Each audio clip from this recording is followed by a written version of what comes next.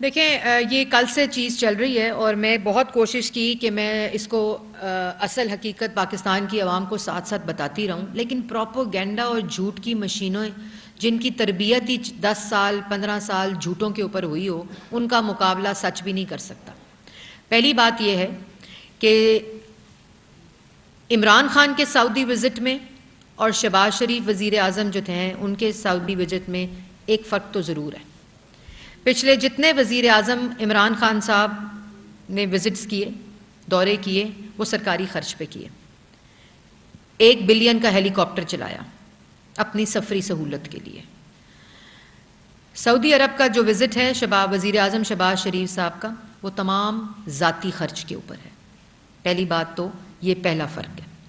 دوسرا فرق یہ ہے کہ یہ جو کاغذ، یہ شاید یہ والا وہ خط ہے جس کو لہرا رہے ہیں فورن آفس والا، میں اس کی بھی ایک تفصیل بتانا چاہتی ہوں۔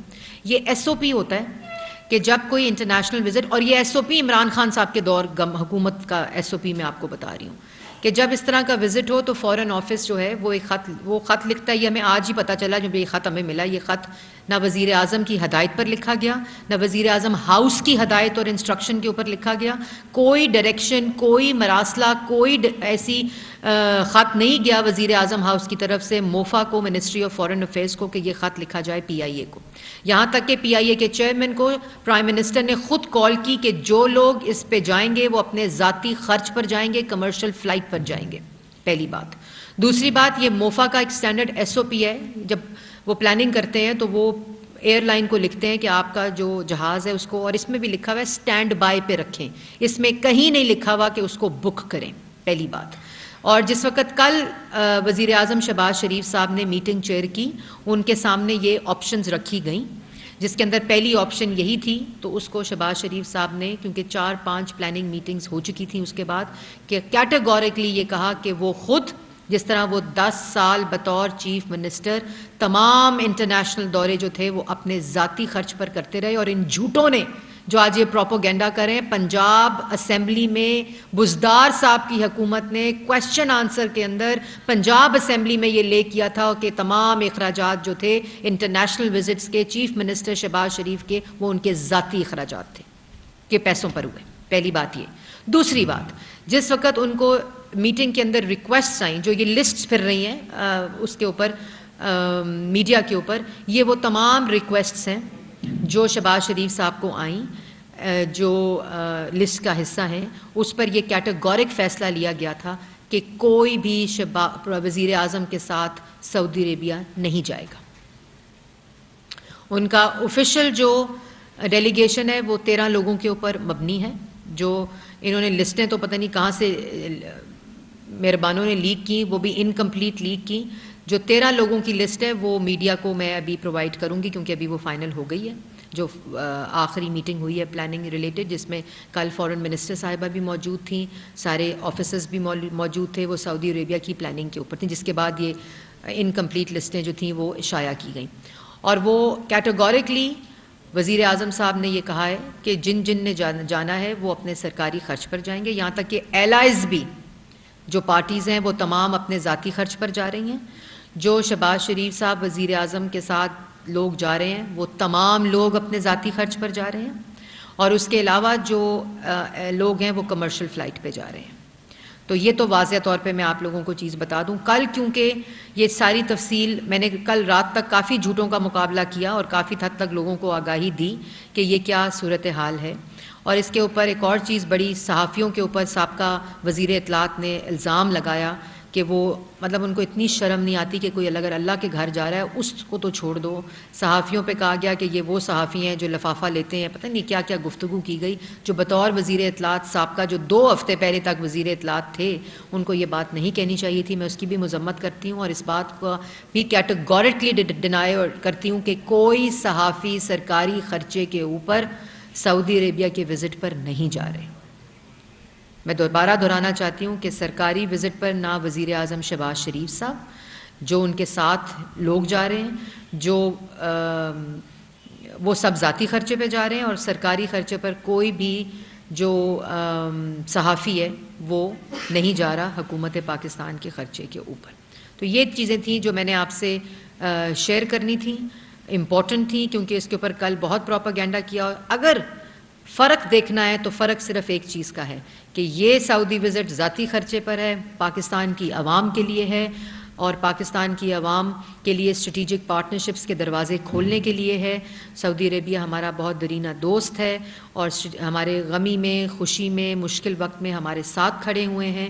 تو یہ جو وزٹ ہے اس کا مقصد صرف یہ ہے. لیکن اگر اپنی جھولی میں کوئی کارکردگی ہوتی, اپنی جھولی میں کوئی پاکستان کی عوام کو ریلیف دیے ہوتے, تو آج یہ جھوٹا پروپیگنڈا کا سہارا نہ لینا پڑتا.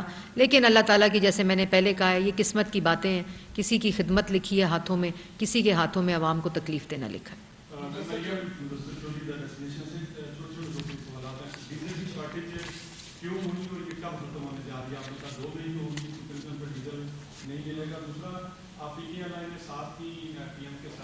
ڈاکٹر یاسمین داشت نے ایک چھوٹی پریس بریفنگ دی ہے. انہوں نے کہا کہ ہم نے 4 سال تک پی ٹی آئی اے کو اس کا گھر صاف کیا, اس کو ٹھیک کیا, آپ لوگ وہاں پہ صرف شو بازی کرنے کے لیے آئے. اور آج ایک ڈیولپمنٹ ہوئی ہے کہ سندھ ہاؤس پر حملہ کرنے والے پی ٹی آئی کے ایم این ایز گرفتار ہوئے. کیا کہیں گے سر؟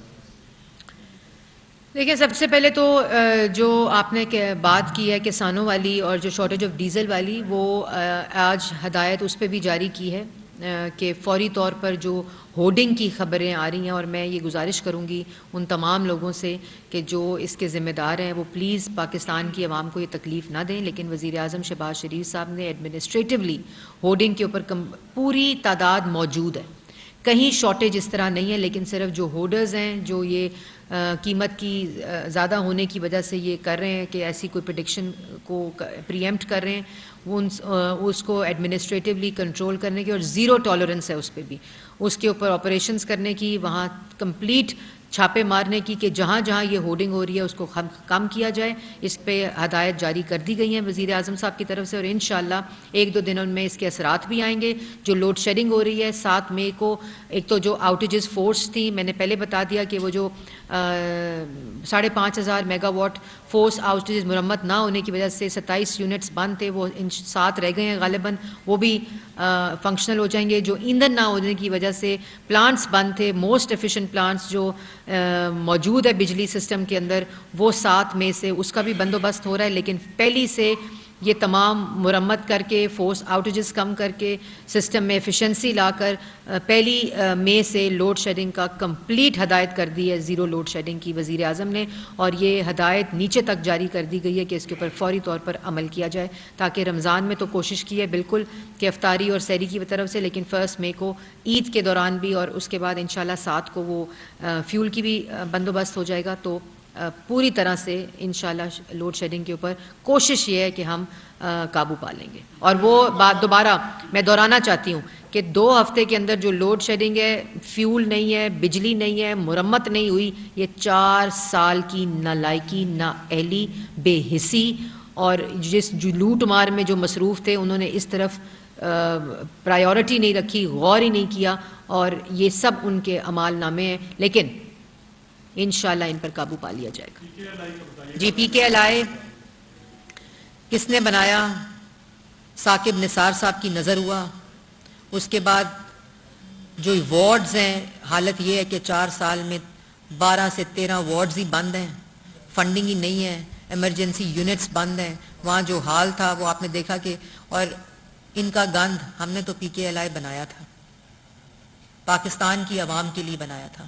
یہ جو آج تقریریں اور بریفنگز دے رہے ہیں, کووڈ کے اندر ان کا کوئی ہسپتال نہیں لگا, کوئی ایک اینٹ نہیں لگی 4 سال, 1 میگا واٹ بجلی سسٹم میں نہیں ڈالی 4 سال, 1 میگا واٹ بجلی, ایک ہسپتال میں کوئی کمرہ نیا نہیں بنایا, ایک اینٹ نہیں لگائی, ایک سکول میں ایک ایکسٹرا کلاس روم نہیں بنایا. مہنگائی کی جو طوفان, قرضے, بے روزگاری, اس کے علاوہ ان کے عمال نامے میں کوئی چیک لسٹ نہیں ہے. اس لیے کاغذ صرف بیرون ملک سازش کا لہرایا جا رہا ہے. اس کا بھی تماشا, تمسخر, مذاق جو اڑ رہا ہے, وہ اگر شیشے میں اپنی شکل دیکھیں تو اس کا اندازہ بھی ہو جائے گا.